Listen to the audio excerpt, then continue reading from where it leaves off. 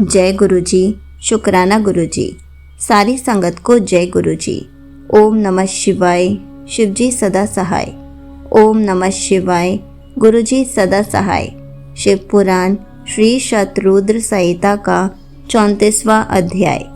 सुनट नर्तक अवतार। नंदीश्वर बोले, हे सनत कुमार जी, देवी पार्वती की कठोर तपस्या से प्रसन्न होकर जब भगवान शिव ने उन्हें दर्शन दिए, तब देवी पार्वती ने उनसे उनकी पत्नी बनने का वर मांगा। भगवान शिव ने प्रसन्नता पूर्वक उनका इच्छित वरदान उन्हें प्रदान किया।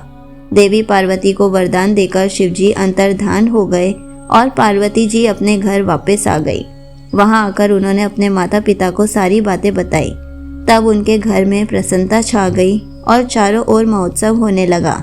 खुश होकर गिरिराज हिमालय ने ब्राह्मणों को बहुत दान दक्षिणा दी। फिर गंगा स्नान करने चले गए। एक दिन जब गिरिराज हिमालय गंगा स्नान हेतु गए थे, भगवान शिव ने सुंदर नट नर्तक का रूप धारण किया और मैना के घर पहुंच गए। उनके बाएं हाथ में शिवलिंग और दाहिने हाथ में डमरू था।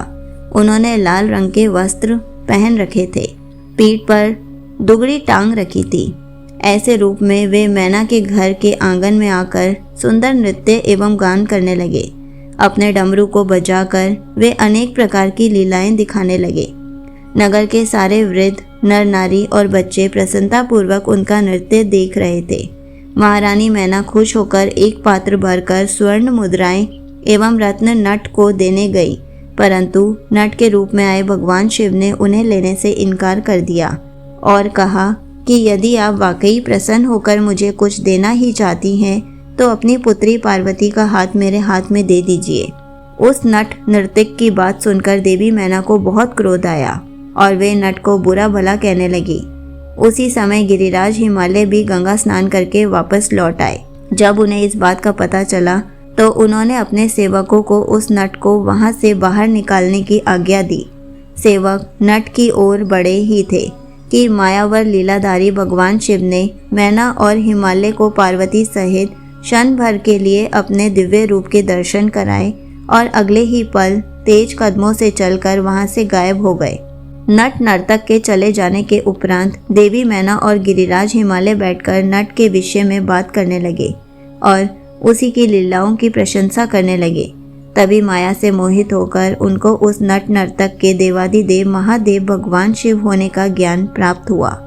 तब उन्हें बहुत दुख हुआ कि हमने अपने द्वार पर पधारे शिवजी का अपमान किया और उन्हें अपनी कन्या नहीं सौंपी। यह विचार कर दोनों बहुत दुखी हुए और अपने अपराध का प्रायश्चित करने हेतु भगवान शिव की आराधना करने लगे। उनकी भक्ति भाव से की गई पूजा से प्रसन्न होकर शिवजी ने देवी पार्वती का पाणी ग्रहण किया। यह शिवजी के नट नर्तक अवतार का महात्म्य मैंने तुम्हें सुनाया। यह वर्णन सब अभिष्ट फलों को प्रदान करने वाला है। संगत जी, यहीं पर शिव पुराण श्री शतरुद्र संहिता का 34वां अध्याय समाप्त होता है। जय गुरु जी, शुक्राना गुरु जी।